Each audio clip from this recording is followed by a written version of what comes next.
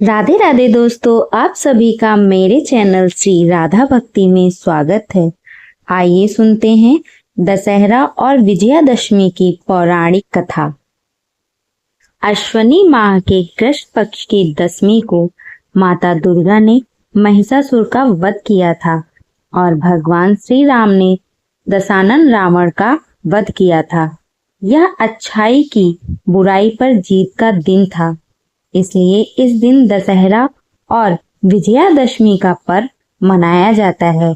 यानी इस दिन में आयुध पूजा के साथ माता दुर्गा और श्री राम जी की पूजा होती है और रात को रावण दहन करके विजयोत्सव मनाया जाता है।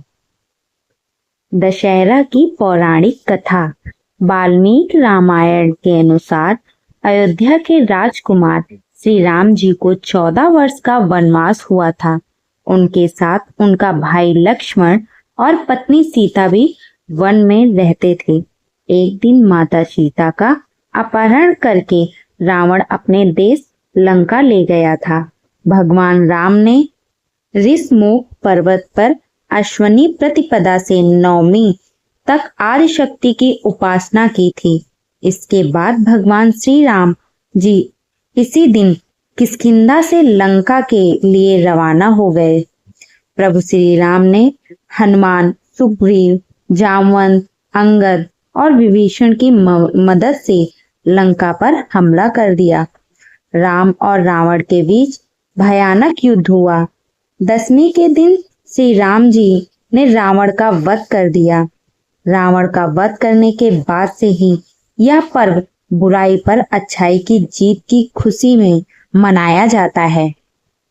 विजयादशमी की पौराणिक कथा। रंभासुर का पुत्र था महिषासुर, जो अत्यंत शक्तिशाली था। उसने कठिन तप किया था। ब्रह्मा जी ने प्रकट होकर कहा, वत्स्य, एक मृत्यु को छोड़कर सब कुछ मांगो।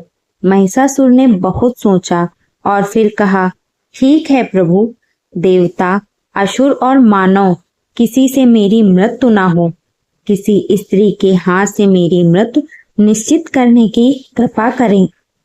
ब्रह्मा जी एवमस्तु कहकर अपने लोक चले गए।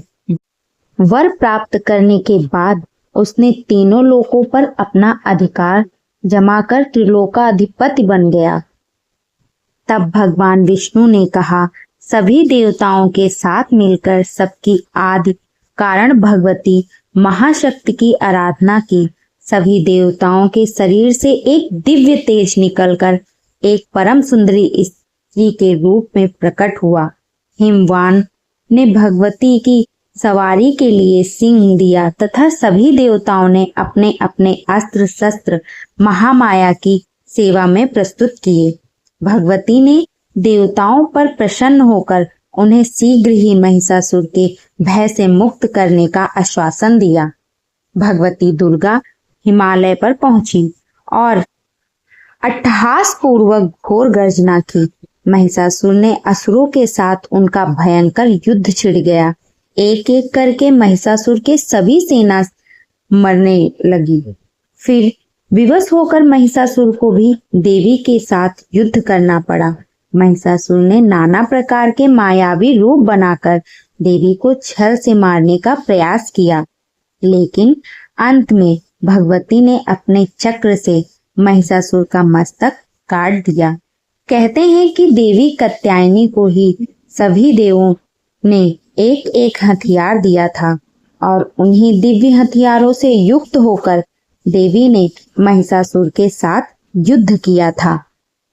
इस प्रकार विजयादशमी और दशहरा की पौराणिक कथा पूर्ण होती है।